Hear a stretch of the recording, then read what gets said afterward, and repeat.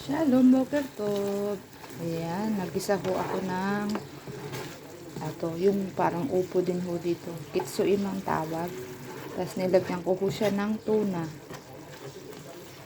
Tapos maraming sili para maanghang. Ayan, pwede na yata ito.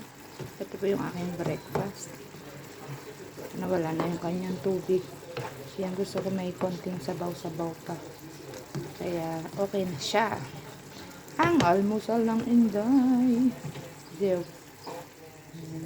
Off ko na po yung apoy niya. Habang iniinit ko po yung kanin kasi ito po yung tira kahapon. Ayun lamang ho. Salamat po sa mga nag-i-engage lagi. Ayan. Sabi ni Ima, bakit daw laging kanin ang kinakain ko? Sabi ko ganun talaga ho yung mga Asian people. Rice is life. Di ba po? Thank you for watching. Bye. Shalom, shalom.